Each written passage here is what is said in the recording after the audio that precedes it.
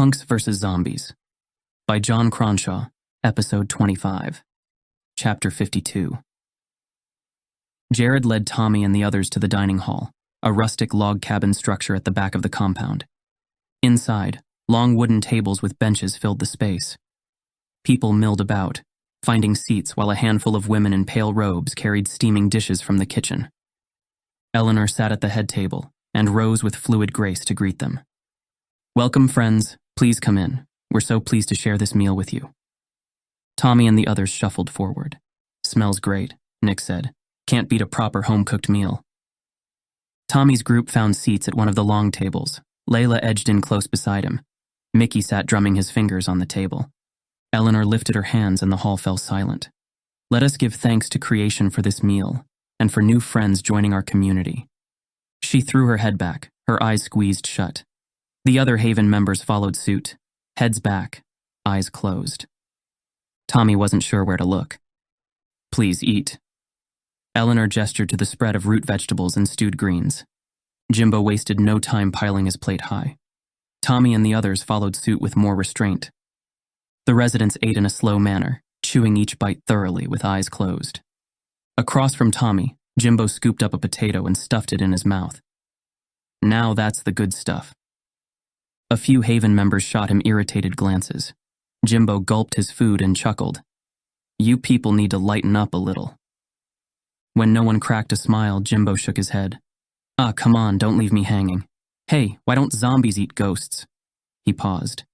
"'Cause they taste like sheet. Get it?" Again, only stony silence answered. "What, too soon?" Across the table, Mickey put his head in his hands with a groan. "In Haven, we do not make light of the fallen," Eleanor said. "Death is never a joking matter." "Got it, boss dude." Jimbo shoveled more food into his mouth. After the meal, Eleanor rose again for a speech. "My friends, let us give thanks again for this meal and this community." Her followers gazed up in silent reverence. "As I prophesied, our world may be shattered, but Haven endures." Her voice swelled with conviction. "There is still hope, still light within each of us, if we stand united as one." Murmurs of assent rippled around the room. Tommy shifted awkwardly on his seat. "We must nurture that light, tend to it, and with creation's blessings we keep it burning bright." Eleanor's intensity increased. "The darkness will try to smother it, but together we are strong. Creation is strong." A few residents nodded and slapped their hands down on the tables. "United we will prevail. Take strength from those around you. Draw comfort from—" A crash cut her off as someone at a nearby table knocked over a pitcher of water. Liquid ran across the floorboards. The man froze, face draining of color, and held up his hands. "I'm sorry. I'm so sorry." Eleanor's expression hardened for a moment before shifting back to calm assurance. "It's all right. Just an accident." She gestured for someone to clean up the spill. The man kept apologizing. A neighbor laid a hand on his shoulder, steering him back to his seat. Tommy met Layla's eyes, seeing his own unease reflected there. He noticed Nick's engaged in hushed conversation with the people at the next table, while Zero eyed the other Haven members. Jimbo broke the silence. "So hey, crazy speech and all, but you got to admit, this place has kind of a real join our cult vibe going on. I mean, the robes, the candles, the devotion to Eleanor." Stunned silence, then outraged murmurs. Eleanor's piercing eyes fixed Jimbo. Jimbo gave a weak chuckle. "What, too far?" "I believe it is time for our guests to retire for the evening. Jared, please show them to their quarters." Tommy and the others rose amidst scornful looks from the Haven members. "Way to go, man. First your dumb jokes, now this." Nix nudged Jimbo's ribs as they made for the exit. "Read the room." "Sorry, dude. I just get real twitchy when people start with the religious crap." "Freaking idiots, both of you." Roxy quickened her pace as they left the hall. Layla grabbed Tommy's arm, leaning in close. "This place is seriously messed up. We need to get out of here." "Don't worry, we're leaving at first light." Tommy picked up speed. "I hate to say it, but I think Zero was right." Chapter 53. Tommy sank down on an empty bed and sighed. The others filed into the bunk room after him. "Holy crap," Jimbo said. "And here I thought my family reunions were awkward." Mickey paced back and forth. "This place is all kinds of wrong. We've got to ditch this scene tonight." For once I agree with the junkie. Zero kept his voice low. These Haven freaks mean business. Nix nodded. I know I said we should give this place a chance, but it's clear now that was a bad call. He turned to Tommy. What do you think, T? Slip out once everyone's asleep? Tommy raked a hand through his hair, mind racing. Every instinct screamed at him to flee. I don't think we can risk carrying on through the mountains in the dark. Our best bet is to wait it out until first light. He met each of their eyes in turn. We grab what supplies we can carry, then make our way to the vehicles and go. With luck, no one will notice until we're already on the road. And if our luck sucks and they do notice? Jimbo asked. Tommy's jaw set. We make sure it doesn't come to that. Roxy crossed her arms. I don't know, Tommy. These people are hardcore. What if they try to stop us?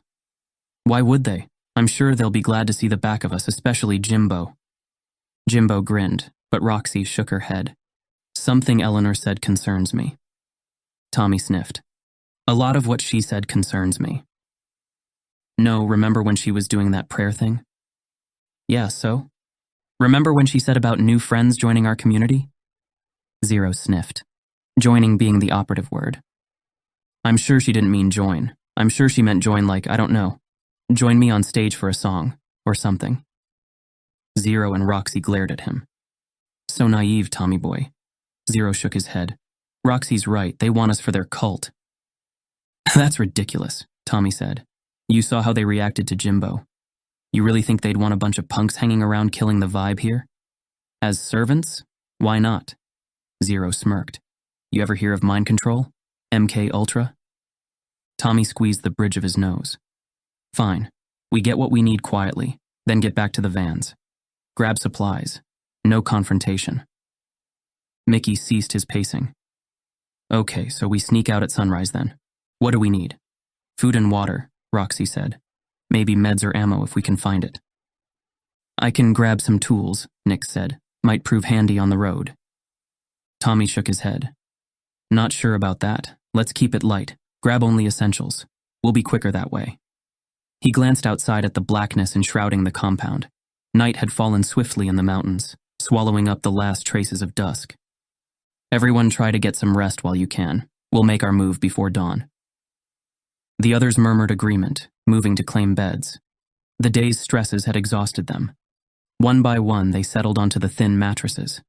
Soon, the sounds of soft breathing filled the room as they slipped into restless slumber. Tommy remained seated on the edge of his cot, every muscle taut. Sleep eluded him. He sat hunched in the darkness, thoughts racing as he mentally retraced their journey since the Gilman. The horrors they had endured flickered through his mind. Kim's gruesome transformation, Dee's sacrifice, Spike. Then there were thoughts of Neve and Sean. Were they even still alive? Gripped by dread, Tommy pictured returning to find them gone. Just 2 more casualties in this nightmarish new world. The not knowing, the guilt. It was a weight that at any moment could be too much to bear. Can't sleep either, huh? He started at Roxy's voice. This place gives me the creeps, she said. That weirdness at dinner didn't help. I'm thinking we should start making a move. What time is it? Tommy shrugged.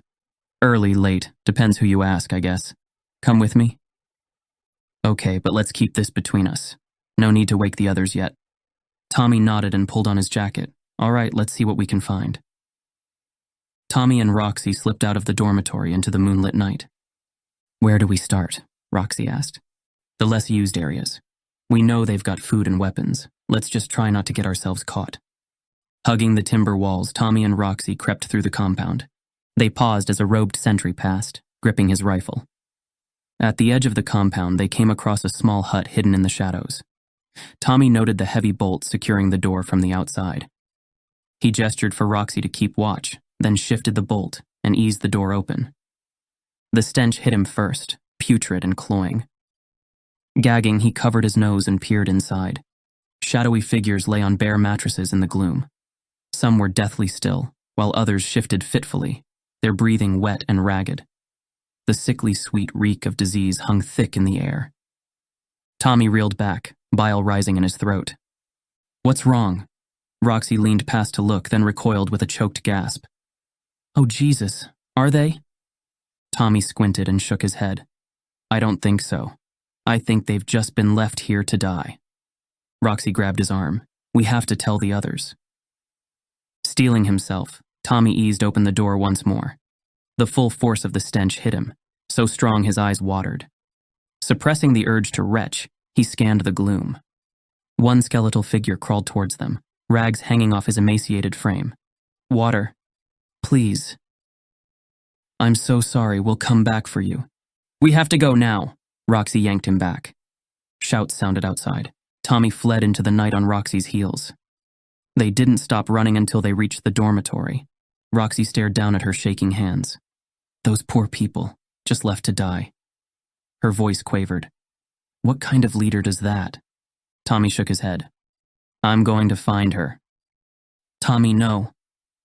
Stay here, I'll be back soon. Before Roxy could protest, Tommy raced into the shadowy compound. Jaw clenched, he searched for any sign of Eleanor, peeking into dark buildings and scanning the moonlit paths. At last, he spotted a faint glow coming from the dining hall. He approached the window and peered inside. Eleanor sat alone at a table, embroidering by candlelight. He shoved open the doors, storming up to her table. How could you just abandon those people to die? Eleanor regarded him for several seconds, before placing her embroidery down. Sometimes difficult choices must be made for the greater good. Letting people suffer alone, that's for the greater good? Eleanor's eyes narrowed. Our resources are limited. As leader, I must protect the strong. Tommy shook his head. You're no leader, you're a monster. We're leaving tonight and we're taking anyone who wants to join us. You know nothing of the world out there. Remain here or you will not survive. We'll take that risk.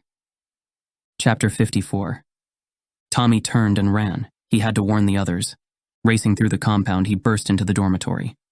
The others jerked awake, confusion morphing to alarm as Tommy explained what he and Roxy had seen. It's true, Roxy said. She left them to die.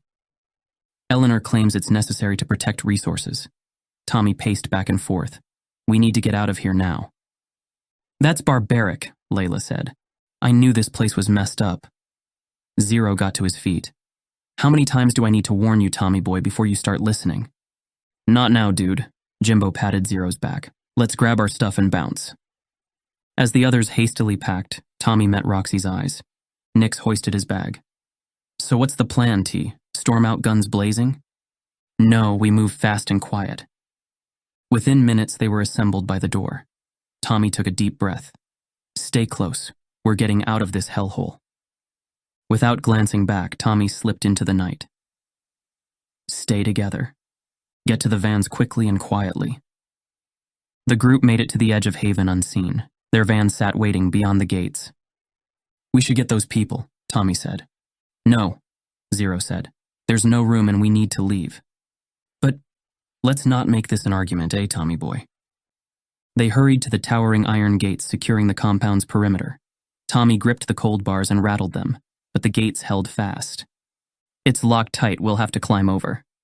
Allow me. Jimbo cracked his knuckles. He hoisted himself up and was starting to scale the gate when shouts rang out behind them. Tommy whirled to see Eleanor striding towards them, flanked by armed guards. His heart sank.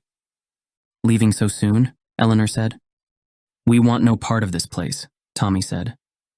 I cannot allow you to expose what you have witnessed here. Eleanor nodded to her guards. Get them out of my sight. The guards advanced, weapons raised. Tommy shrank back, trapped against the gates. Nick stepped forward, eyes blazing. You can't keep the truth buried forever. Eleanor's eyes narrowed. I cannot allow anyone to expose what they have seen here. Her enforcer seized Nix before anyone could react, twisting his arm behind his back. Nix cried out in pain. Get off him, Layla said. This man poses a threat to our community. Eleanor nodded at the nearest guard. Do it. A gunshot rang out, and Nix crumpled lifeless to the ground. A gaping hole in the back of his head oozed blood onto the dirt. For a moment, no one moved. Then Layla let out a primal scream and lunged for the guard who had fired. She clawed at his face and eyes. Caught off guard, he staggered back with a yelp. The others charged the remaining guards in a frenzy. Jimbo barreled into one, knocking him flat on his back. Roxy grabbed the rifle off the fallen guard and bashed another across the head, sending him sprawling. Zero wrestled a rifle away from a guard and swung the stock hard, catching the man's jaw with a crack. Teeth and blood flew as the guard collapsed. Tommy grappled hand-to-hand with a burly guard, trading punches before getting the upper hand and slamming the man's head against the gatepost. The guard slumped over, out cold. In the chaos, Mickey slipped behind Eleanor and pressed his fingers to her back, feigning a pistol. Call them off or you die. Do as they say, stand down. Weapons on the ground now. Zero aimed the rifle at Eleanor's head. The guards lowered their firearms and kicked them away. Tommy swept his gaze over the disarmed men. Which one of you can open the gate? The one he recognized as Jared raised a trembling hand. Eleanor gave him a curt nod, and he moved to the gates, fumbling with the keys. The heavy gates creaked open. Come on, let's go, Roxy said. She turned to run, but Zero grabbed her arm. We're taking Nix with us. His jaw was set, eyes hard. Roxy blinked. But Nix is... I know damn well he's dead, Zero snapped. But we're not leaving him here. Tommy and Jimbo exchanged a nod. They hurried to Nix's body and lifted him with some effort, straining under the dead weight. They loaded him into the back of the Minx van, while Zero and Roxy covered them. Tommy's throat tightened as he took one last look at Nix's lifeless face before shutting the doors. Roxy handed her rifle to Layla and jumped into the driver's seat of her van, cranking the ignition. Zero backed towards the open gate, keeping Eleanor and her guards pinned down at gunpoint. Tommy leapt into his own van, the engine rumbling to life. In the passenger seat, Layla kept the door half open, rifle aimed at their enemies. Go! Go! Tires squealing, Tommy floored the gas and tore into the night. To be continued. Please subscribe so you don't miss out on future episodes. To find out more about John Cronshaw and his work, visit johncronshaw.com. Punks vs. Zombies is copyright John Cronshaw and Wyvern Books Limited. All rights reserved. This is a work of fiction. People, businesses, and places are entirely